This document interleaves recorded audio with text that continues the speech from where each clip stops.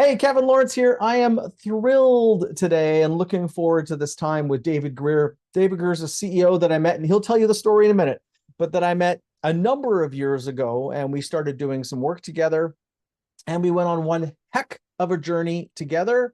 And David has continued on that journey ever since. So we're going to talk about some of his journey as a CEO, as a human, as a father, and how it related to a few little bumps in the road that had him uh, learn a lot about himself and find a whole new level of life that he hadn't experienced before. So we're going to dig right in. David, thank you for being here and taking the time for this today. Hey, Kevin, it's fantastic to be here with you today.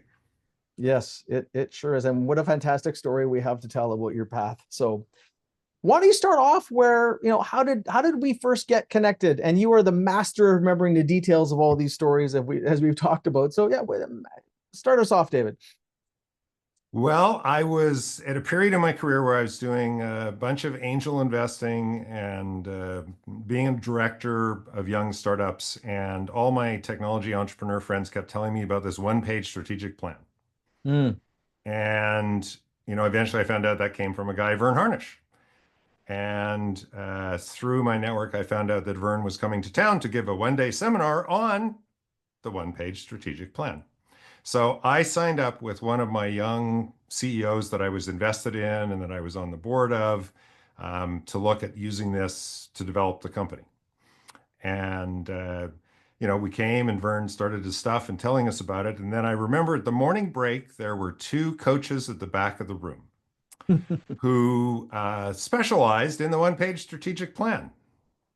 And one of them happened to be the guy across from me, Kevin Lawrence. And we'll get into my story. I'd end up out of a business, taking a break, and then I'd spent like 3, 4 years angel investing. And you asked me a couple questions that made me so uncomfortable that I literally had tears at the corner of my eyes. And until that moment, I had not realized how unfulfilled I was in the Mm. work that I was doing. And I took your business card and I thought about you a lot, and it sat next to my phone. And every time I thought about calling you, the phone probably weighed 10 or maybe 20,000 pounds. So I didn't call you. Why was that? Uh, I think I was just afraid. Like Yeah. I just think you'd made me very uncomfortable. I knew there was something there, and like, to reach out to you was the unknown, literally Yeah. was the unknown. It's kind And of like then when people are going to a counselor or something for the first time, or for where everyone's got their things, but there often is a lot of tension when people are reaching out to talk to someone to get some help. Yeah. and then you called me. But that's my memory. Is Yeah. you reached out and you said, "Hey, David, this is Coach Kevin. Do you remember we met at the Vern Harnish event?" And I said, "Yeah, yeah, I remember you." And I didn't say I haven't really thought about much more for the last 3 weeks. And then we started down a path, and you had an intake. I had intake forms. I had an interview I had to do with Janice, and you were super booked. So the first opening we could have our first coaching session was on August 9th, 2007, which coincidentally was my 50th birthday. Yeah. So that's What a some, way to it celebrate was your birthday. like the universe came together. And the thing about you I always liked was, our first coaching session was 2 8-hour days. That at that time, that's how you got to know a new Yep. client. And I like that because I'm like all in or all out, right? Yep. And like you're the same and you're all in. Yeah, it's true. Oh yeah. Awesome. And so So that's how we met. yeah, awesome. So we got going and we did a whole bunch of coaching, which led to lots of things and lots of growth and things. Maybe it's a bit about your professional journey and your career. Like to walk us through what you did. Like at that point, what you were doing, what you had done, and yeah, the high level version of that. Yeah, so you and I are based in Vancouver, BC, Canada. I actually grew up in Edmonton in Canada's prairies. And I got introduced to computers very young in like the early mid 70s when computers were very unusual. So I was fortunate. And an early math teacher taught me octal arithmetic, which was base 8 arithmetic. So we count to 10 because we have 10 digits. Yep. But you can count to 8, you can count to 16. And, computers, we talk about binary, which is counting Mm, to 2. Um, so like by grade 9, I knew that I wanted to take computers and business and put them together. mm. And I ended up moving out to Vancouver, going to the University of British Columbia, getting my computer science degree.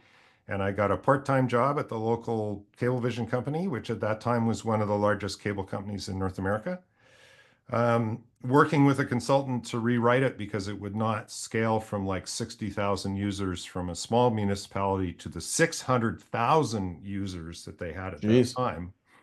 And they had the computing system had less computing power than your phone, Wild. less storage too, That's wild. way less Yeah. storage, less Yeah. memory, less power.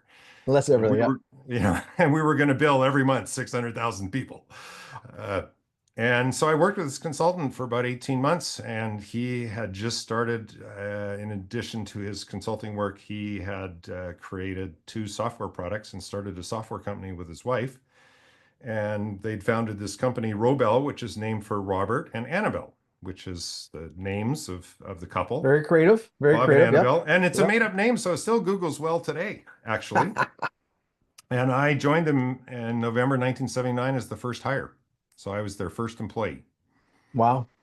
And we specialized in a computing system from Hewlett Packard that was very popular. And we had, I don't know, half a dozen different product lines, but 2 were hit it out of the park home runs.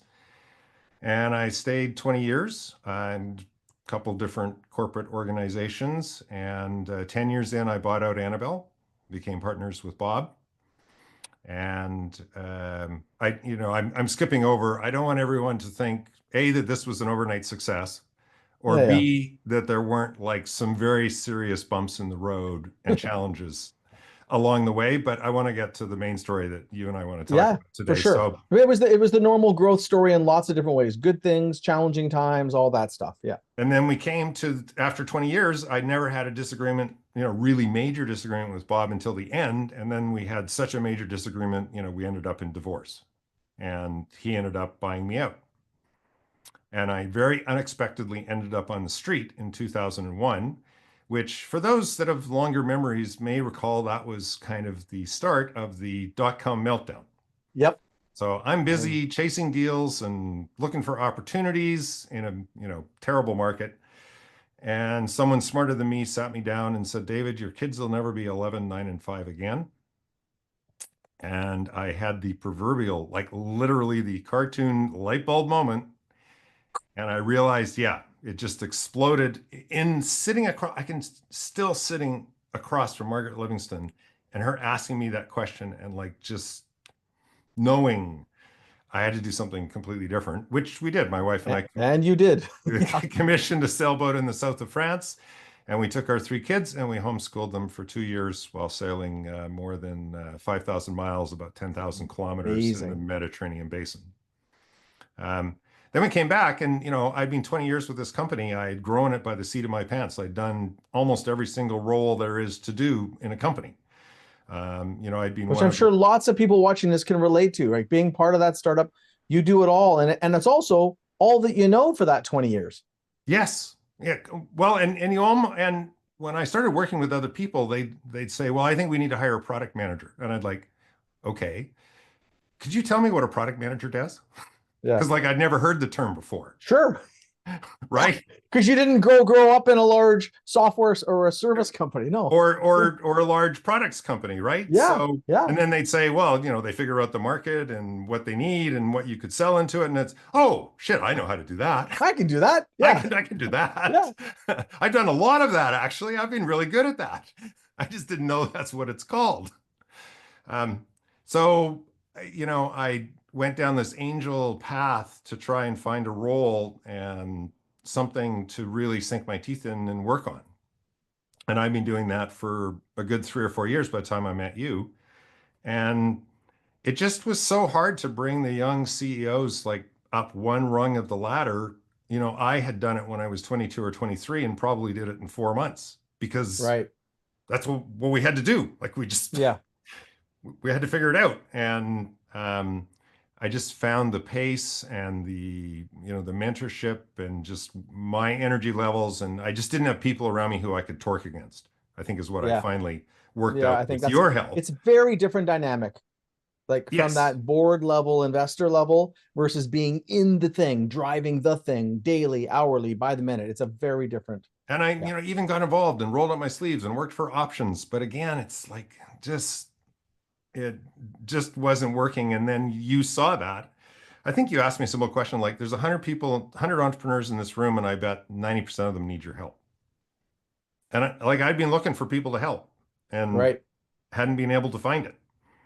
And, you and I had to do some work to how I showed up and how I went about things. That was part of our coaching journey. Um, and so, we worked together. Well, I mean, you and I had a relationship. Well, still have a relationship, but we had a coaching client relationship for 9 years. Yep. Um, but in that first 18 months, we really started cleaning a lot of stuff off the table, and we tidied things up and we got me torqued up into new adventure full time.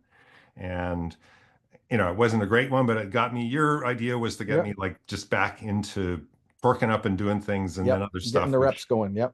show up. And that happened. And then about 18 months in, um, well, again, to the date, January 26, 2009, the way I worked with you was the day before, the night before we had a coaching call, I'd send you a short list of like the successes and the topic for our call. And about 10:30 at night, I had my last beer. I'd carefully planned it and I put it down, put the empty down. And I sent you an email and I said the topic for our discussion tomorrow is my drinking. And on January 27th, 2009, in the afternoon, we had a coaching call. And yeah, we talked about how much I drank, which was You were a pretty good at it. lot. Yeah. Yeah, I had a You were lot of you were practice. you were a professional. I was a professional, so I was a daily drinker for 20 years. And it was my, biggest, darkest secret. It was what I had been in denial about for 20 years, completely in denial. And you were the first person I opened up to about this. And, one of the things I tell people is that I knew at that point, like I had enough of a trust relationship with you. And again, that all in, all out, and knowing that you had my back. But I knew once I told you, there was no going back. I knew Mhm. that you would never let me off the hook. I didn't know what it would look like. I was really scared.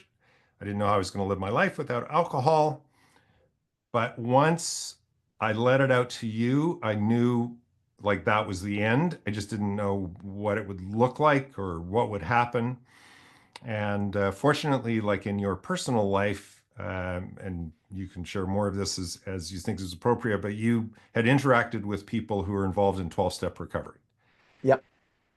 And you'd had long conversations with them around the summer campfire, is my Yeah. Yeah, understanding. exactly. And so let's talk about that before we do. When you say that you were a daily drinker, can you give a little more context to that? Like what did it look like in your world? Because you were putting a lot of energy into obviously hiding this because you didn't want to share this, which is understandable. But what does that look like? You weren't just having a beer every day. No, my modus operandi, let's talk about more towards the end. Like Sure. alcoholism is a progressive disease. Yeah, yeah. You shared your story and it over time it kind of built and built and built. It wasn't like this when you were 18. Right. Yeah. When Yeah. I was 25, and it didn't take me nearly as much to get high. Like, Yeah. and actually, I've read there's neurobiology why that's the case, like, which I won't get into, but there's reasons our brains are designed to work that way. Um, Right. so, um, I was a high performing alcoholic, so I still Yeah. got a lot of stuff done. Part of why I drank would be to power up and give it rocket fuel to get more stuff done Yeah. or to skip past exhaustion or feelings of and but towards the end I was probably starting drinking. Well, they kept getting a little earlier, like it was 4 and then it's 3:30 and then it's 3. And towards the end, it'd be like a six pack just to get a little buzz going. And, maybe between kind of 4 and 6 or even less than that. And then, we just had a pattern that we'd had wine with dinner every night. And then I'd find ways to drink after dinner and basically drink until I passed out in bed. And then I'd get up at 6:30 in the morning and go to the gym and work out with the hangover. And I'd work the hangover out by just having a really hard workout and then have a work day and then just repeat ad nauseum. Like when alcohol had me completely pinned to the ground, completely. And when in that did you say this could be a problem? Because it kind of was gradually building up. At what point did you go, yeah, this maybe I might need to do something about this? It's probably about 2004. I started reading a couple books, but I didn't relate to what it said, and my life was still coping. So it's probably only in some ways the last like that January Okay, where yeah. because like my story is not like I didn't lose I had the house, Yeah. I You had the didn't end wife, up destitute living I on the had, street I had and yeah. kids, I had a couple cars. But what happened was I got sick and tired of being sick and tired. Yeah. I got sick and tired of it being beholden to the booze. And I think you just kept shining light on other ways to live life and to be like unconsciously. It's just, you were Yeah. Yeah. just a Like great we coach. never talked about alcohol from what I can remember up until Nope, that day. We we were didn't. just getting clear on what you wanted in your life and what are Correct. the things in the way and talking about future and possibilities and what's needed to get there. Yep.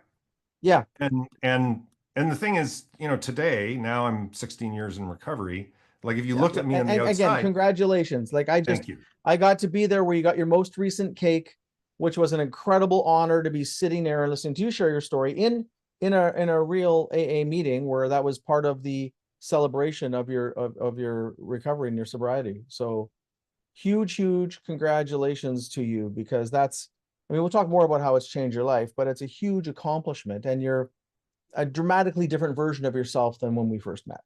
Yeah, so that was what I was going to share. If you look externally, I still have a house, I still have a Yeah. wife, kids. I have grandkids now. Yeah. Still have 2 cars. Yeah. And but what you don't see is the David Greer on the inside, who admitted to you on January 27th, 2009, that I had a drinking problem. That David and this David are two dramatically different people. So let's give an example. What are your internal, what's different about your internal experience today? Because you were high performing back then, you're Yep. high performing now. You have all the like people wouldn't see any difference except for maybe the recycling guy. People wouldn't notice it. So what's the difference with your internal experience? And yeah. I'm so much more at peace. I'm Mm, so much more in touch of what I feel. I'm I've I'm still more than I like sometimes a human doing, but I'm a much more human being right. than There's I some was. element of the being where that wasn't really a lot of that before. It wasn't. And I wasn't like I was quite present to my kids and very focused on them, but probably 20% of me was just never there because I was thinking about the next drink, or I was Yeah. also so driven for work, Yeah. like Which is true for a independent, lot of us. Yes. which is Independent of the, independent of the alcohol. yes. I remember walking to the beach and holding my youngest son hand and walking down and like brainstorming in my head like the next version of the software we were going to be releasing for the trade show that was coming in a couple months. And I mean, I still remember it was a warm summer day and I still remember holding his hand, but was I present? I mean, eventually I did get present. We got to the beach, but Sure. so But a lot of executives, entrepreneurs, leaders that are highly driven, making big things happen, we can all relate to that. Like yeah, we're consumed by what we're doing. And even to myself at some point, I'm sure I like had an addiction to the work, right? yes. And getting our kicks from the work like an addiction into itself. But it's very common for that experience is very common for a lot of So us. the difference of all the work I've done in 12-step recovery and working the steps, plus, doing some therapy Yep. work and like just a lot of Doing all the person, stuff to kind of heal up from, yeah. yeah. is now I'm much more aware of when my mind is like Yeah. focused on work or focused over there.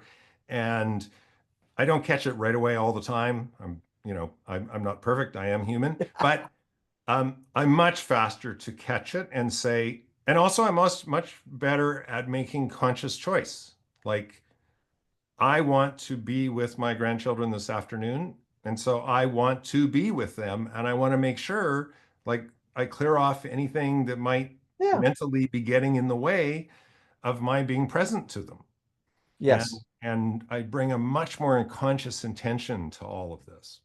I think that's a great way to put it. So let's go back to that call we had and the backstory. I had, as you mentioned, from down by the campfire, we had a recreational place we went in Washington State, and my neighbor, whose first name is Andy, great guy, Andy. He's just this, just a normal guy, and we'd be sitting there chatting, and we got talking about alcohol, and he had been sober about 30 years at that point. And we had some great chats around the campfire. And I'm curious by nature. And he's You are. talking to, yeah. And he's telling me about alcoholism and telling me about the AA program. And I'm like, well, what do you do if someone, and there was someone else down in the area where we're camping who had an obvious alcohol, maybe other thing problem, Right. a number, they were working multiple things, I think. And I'm like, well, what do you do? Like everybody knows. And actually there's a few down there.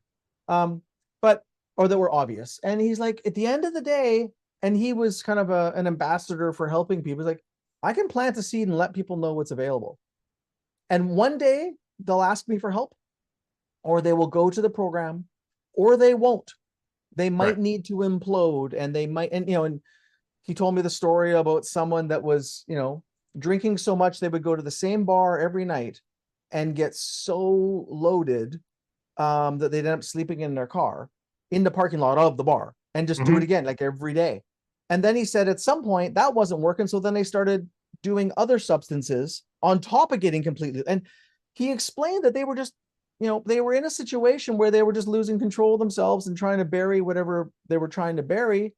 And finally, when they cracked, whatever the version of was cracked and got help, they went and, and they a program like AA, which he had found, and he told me his story as well, which is not my story to share, but he said that, that people went and found, and he said to me this one very clear thing.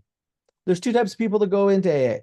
There's the people who go to a couple sessions and think they're cured, and then they fall off the wagon, so to say, or their ego plays a trick on them, and then they don't do the work. And then there's those like you, Mr. David Greer, who go there, are committed, they do the work, they do the steps to do all the healing things with the group, they do the step groups, they help and mentor other people in the program or sponsor other people in the program, and it becomes a lifetime commitment. Yeah. And Let's go back to that day and that transition because I just want to yes, finish that story a yeah, little bit. please So, do. so you So that's come, I wanted to say on it. That's why I knew what to say to you, yes, because Andy magically had been in my life beforehand, and this, we had this conversation like, oh, I know what, anyway, so yeah, you continue know on. what to do. You coached me to I go or I to had an idea, yeah. yeah, you coached me to go to a 12-step meeting, and I Yep. was really adverse. And to this day, I don't even like I didn't know But you were anything about it. trusting. We had the thing that, David, the key in this is because we worked together for 18 months, we did have a very trusting relationship. So one, you could share it, and two, I could provide you some direction which you would act on. Like that's why it didn't come out in the first meeting. Like that's a key piece to this. It is. So it was a Tuesday, and you asked me to commit to go to a meeting by that Friday. Yep.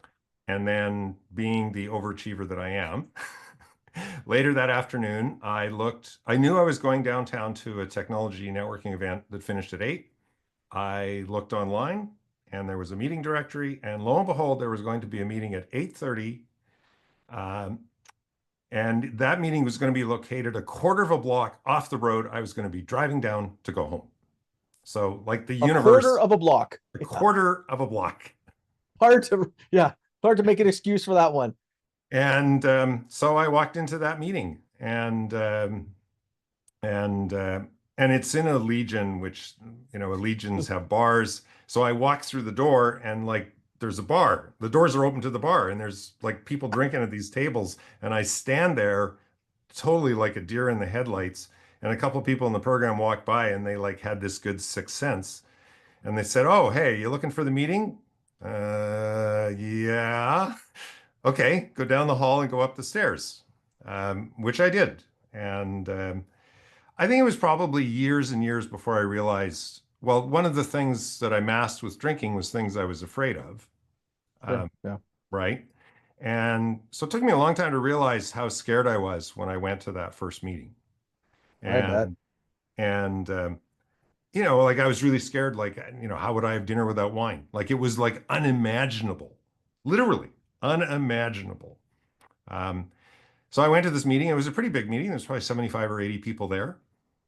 And I didn't sit at the very back like most people do at their first meeting, but I sit kind of midway, but right on the edge of one of the rows, so I can leap up and escape if I need to. Um, and at that time, at that meeting, they asked about three-quarters of the way through. They said, "Is there anyone new to the program that wants to stand and introduce themselves?" And I sat on my hands and I sat on my hands, and the chairperson was very patient. And then at the last possible second, I stood up and I said, "I'm David and I'm an alcoholic." And at that time, I don't think I knew really what I was admitting to, Mm. um, but it was the right thing to do.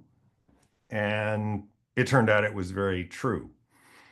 And you're very encouraged in 12-step recovery to find a meeting called a home group meeting where you commit to going every week and you commit to being of service at that meeting. So probably within a month, I had made that my home group. And Kevin, when you came to my 16-year cake last month, that was the same home group. I have gone Yeah. back to that same It's home group. amazing. And, like I go to 3 meetings a week even now because my belief is the alcoholic part of my brain wants me to forget that I'm in recovery. Like it wants to take back over. So if I go to 3 meetings a week, which is every couple, 2, 3 days, I'm like reminding myself of my truth. And what I tell people is that getting sober is the single biggest achievement of my life.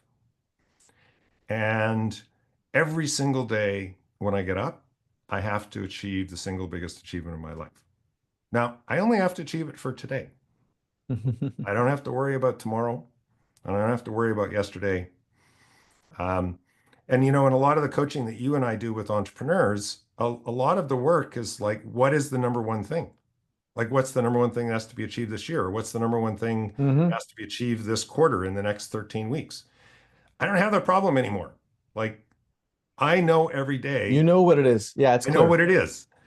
Like, so my North Star, because if I go back out, well, first of all, I just think I will have an early death.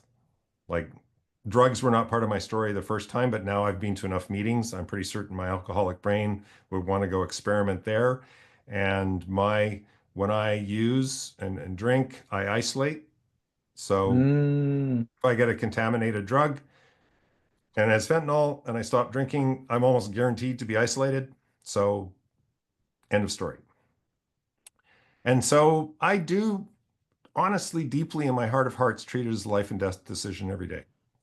Can you help people to understand this? Because some people would think, and I've sat in a number of AA meetings with you as you've got your cakes over the years, right? And listening to a lot of people's stories, which is a great honor to be in the room, hearing people sharing authentically about their struggles and their recovery. The thing that surprised me the most, and I know lots of people struggle with alcohol and it owns them in different ways, but the fact that you could go and do all of the great work that you have done and doing the step program and the counseling and all these other things and get to be this great version of yourself. But most people would think that, okay, great, I'm all healed up, like the wound is healed, good to go. So can you help people who are just, and this alcoholism and it can relate to other addictions as well, but Yeah, can you it explain totally. that? It was a surprise to me. I didn't understand that part until I got to know this story with you. It's like if I ever pick up one drink, like all bets are off. Like just What does all that mean? it just because I mean, you hear this all the time when someone goes back out, they go back to the way they were drinking, typically within 3 to 10 days. They're back to So I was towards the end drinking probably over 15 drinks a day. And then usually it gets worse within another 1 or 2 weeks. Got it. So you would accelerate to 15, and next thing you know, you're at 20. Correct. Conceptually, is what is a likely outcome. It's a very, very likely outcome. Right.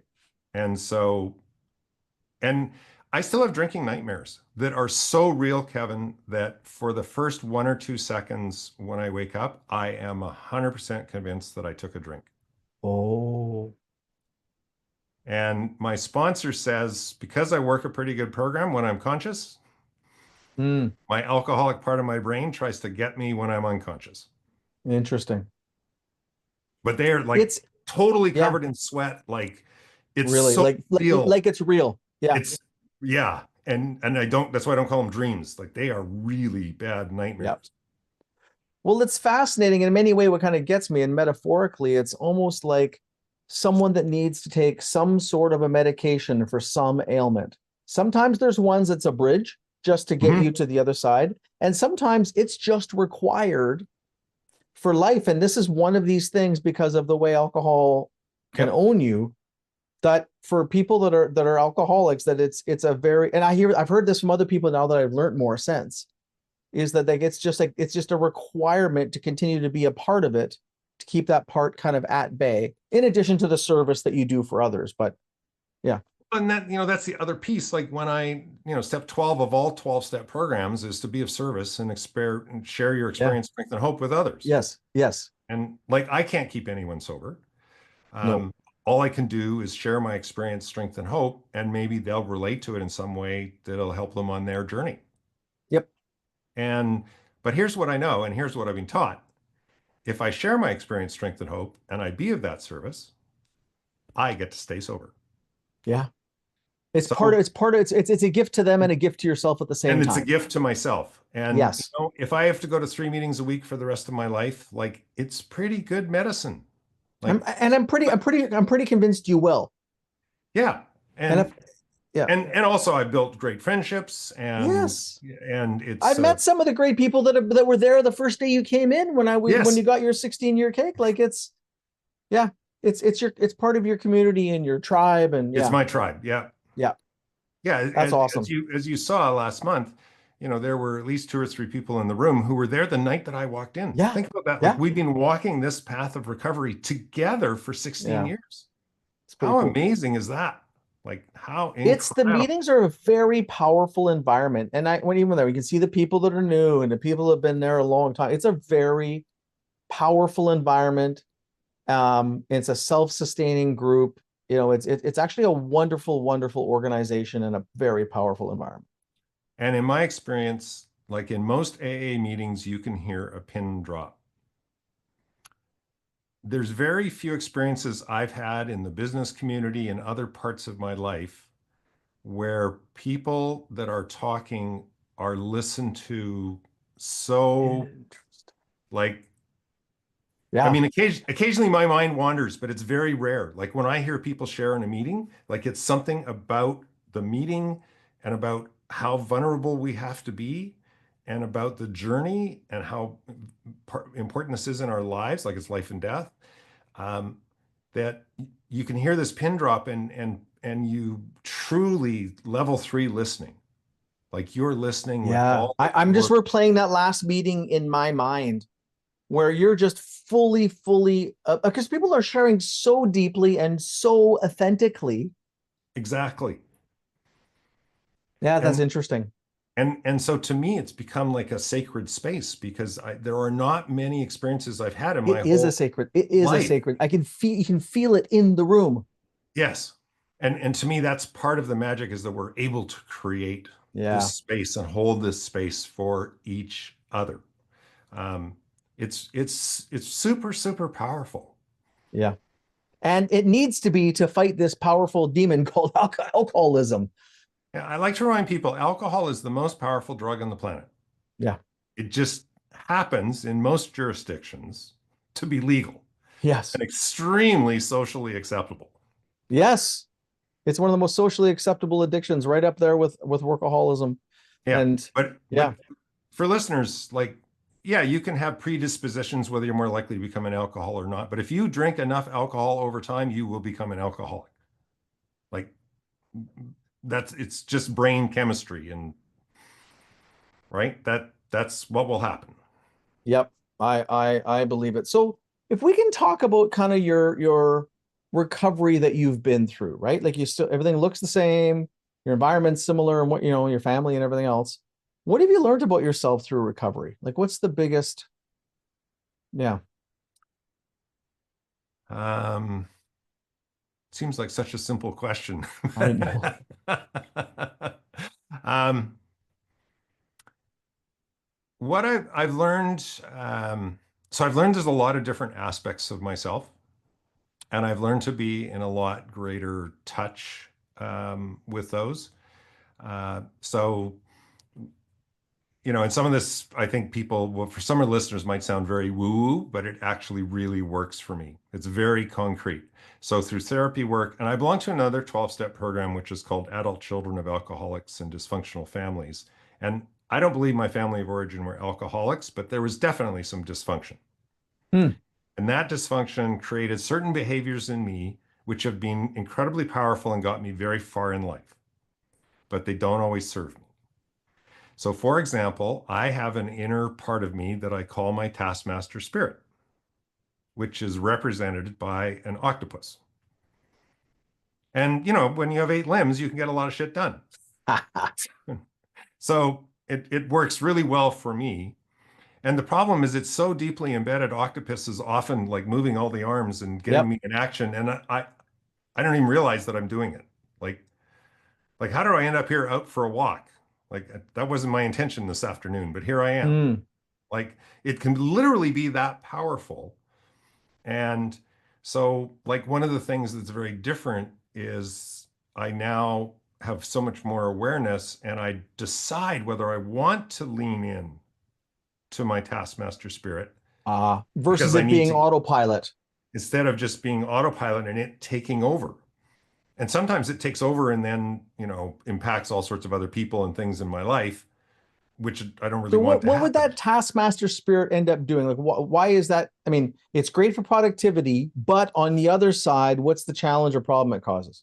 Burnout, Ah, right?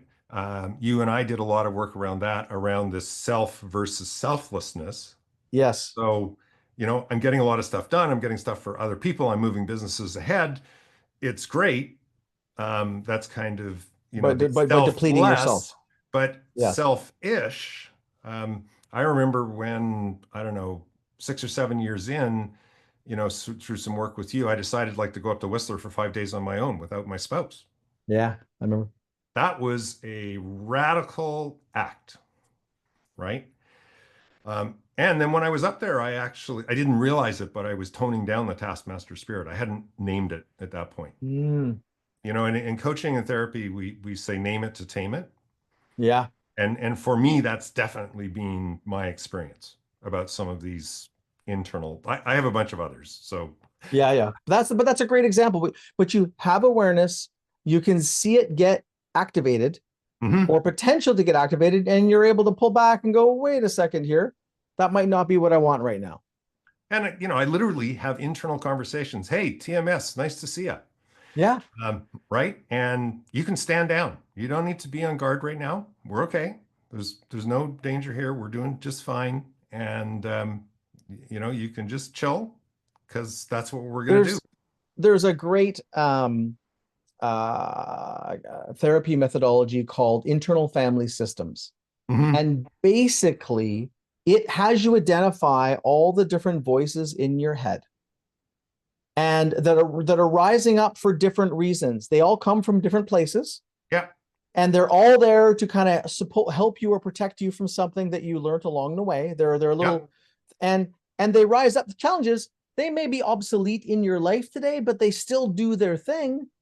And until you can, so my partner Heidi is a counselor, and so in her counseling practice, she has, and when she works with kids, she has all these little characters like Marvel characters, and she has a Hmm. whole bunch of them. And when she works with kids, she gets them to name that part of themselves, kind of like you're doing, assign it to a character, and then they can figure out what is that person's job. What do I need it to do that? What would I need it to do instead?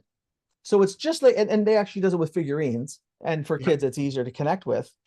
And and there's all kinds of great stories, but it's that same thing. We have these things, and the idea is the parts work is to separate. These are characters in my. It's not me. These are characters trying to help me, although they might not be helping me. And when you can start to unpack this stuff, you can separate yourself from it, and then you can choose it when it might be valuable, but it doesn't Yes. run you by default. I mean, there's more to it than that. But Yeah. this And kind of in unpacking the voices in your head and the impulses that happen to you. Yeah. so in ACA, we collectively called those voices the inner critic, Right. right? And so now I'm like very aware the inner critic is showing up. David, you're not getting enough stuff done. Yep. David, you're this, like, and again, it's an old story. It's Or an old story for an old reason that you correct. need to like find a way to let go of or retire. Yeah. Yeah, I found that for me, I've been they don't go away. It's just all of this personal work. I like smooth off the sharp edges. Yeah. And And you and are able to be conscious about them versus not correct. even knowing that they're running. Yes. So the inner critic shows up and I'm like, hey, hi. Okay. I don't need your opinion right now. I'm Or really good. maybe, or maybe actually, could you help me with this? Like you Yeah. can direct them if you're aware of it. Yeah, versus that's a great example. What did you call it again? The octopus, you called it? My taskmaster spirit. That's what it was. I like that. I like that. I tell you, I've told so many people that I identify my taskmaster spirit, and their eyes like light up because they've been looking, they realize that they have this issue, but they didn't have a name for it. Oh yeah. And I find a Oh yeah, I lot got of I got that. I got that too. I a got lot of that people too. have TMS. Yes. Yes. We have TMS trauma from, and again it helped in at certain points of our life, and so it's very helpful to get stuff done when you have to. With You just Taskmaster can't. Spirit, I Yeah. built incredibly complex Yes. software and built multi-million dollar companies. Like, you know, Yes. I It's very I went helpful sailing for two until it years tries to. Yeah. in the Yeah. Mediterranean. Oh, right. It's very Like helpful until it starts to destroy you. correct. Like too much of anything, but when it runs too much on autopilot, it's interesting that, yeah, anyway, that's a wonderful example. And this is, David, your story is powerful, and it's everyone in their growth journey as a leader. At some point we have to start reflecting because we get in our own way, or the business will destroy us, right? Mhm. And we need these pieces of awareness just help us to pop to the next level and to be able Yes. to be a better version, and whatever that is. But it's fascinating that, and yours came through, the work that we did, where there's coaching, but also the alcoholism, and AA was a huge catalyst for you growing through, the huge catalyst. And Massive. everyone has different catalysts, but interestingly, the path is similar. Hmm. What are these things that are not necessarily helping me or causing me to be someone I don't want, or feel in a way I don't want to feel?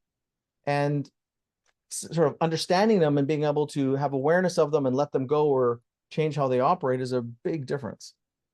It is. And it's some of the hardest work that I've done in my life. I bet. Like it's not for it's we have a joke in AA, the steps are easy. It's the work that's hard. Yeah, right. You can just read the 12 steps. You can Yeah. read the 12 steps. They're Yeah. pretty, they're not that complicated. Like, They're not rocket science. I've read a bunch of the A's. I've been, because of the work with you, and I've read a bunch of the stuff. The program is great, but it's, yeah, to sit and actually do the work. And yeah, that's, exactly. so it's, I want to just touch on this, the leadership side. How do you show up different or think different as a leader now, after going through this? And you're obviously, you're still learning and growing like all of us are, but what's changed for you in terms of your leadership perspective? I think my belief around leadership, like I see leadership as a servant, much more a servant activity. My job as a leader is to show clear direction of where to go and what needs to get done. Yeah. Hopefully collaborating with the people that are working with me. So I'm not just, but Yeah. I may be part of a team that's dictating certain directions. And then my job is to make sure you have the resources and what you need to be successful And I need to be able to step up when you're not doing the things you're doing and hold you accountable and have those difficult conversations. So Like, that sounds like great leadership. How is that different than, the previous David um, before all this growth? so the previous David was much more micromanage. It's my way or the highway. Oh, okay. Okay. Much less collaborative, although building Robel, I think we were decent at it, but still, I'm very directive, not nearly so focused on the success of the people working for me Ah, and like really invested in their success. Rather, it's all about me and my success. got it. Okay. So it's just flipping the coin over Yeah. and Yeah, it's looking almost at it like you more from people the were a way for you to achieve your goals, where you flipped it. You're there to help them achieve theirs, almost, if we're to exaggerate it. Yeah. if I do a really good job of setting the goals and helping them to achieve them, then I will be massively successful Yeah. and keeping Makes sense. alignment between those two things. Right. And that's consistent with like the level 5 leadership principle from Jim Collins. It's a very different perspective, or the multipliers concept from Liz Weissman. It's all very, yeah, Yeah. So that is that's where awesome. my current, and that comes out of step 12 and servant leadership. And the way I keep my sobriety is I go help someone else, Yeah, right? that's awesome. So for others that are struggling, like, we all struggle with different things. Like, look, stress continues to rise in our society. We all have triggers. And I have a belief, like, one of the CEOs I work with, they said, I know all my executives are addicted to something. I would just like to know what it is so I can work with it. And you can see the alcohol addiction in boardrooms, because when you go for dinners, it's sometimes obvious. And people are addicted to all kinds. I've been addicted to adrenaline, and I've been addicted to work, and to some degree I still am. We all have these, but what would you say to someone who's struggling in a way where it's really getting them? Like, they know that it's creating, darkness, or a lot of pain in their world. What would you say to someone that's in that kind of a situation where they know that Yeah. this is becoming a So problem? I have two things to say. So the first is no matter how dark it is, there is light. There is a solution to your darkness, even though you may easily feel like there is none. So one is know there is some way out of the darkness. And the second is the mind that got us into that can't get us out. Ask for help. We can't, I could never have got sober. Oh, for 20 years, I was a daily drinker. Like, it's only when I reached out my hand for help through 12-step recovery that I was able to overcome, and achieve my biggest achievement of my life. So don't do it alone. So those are my two things the two Yep. messages that I really try and carry. Awesome.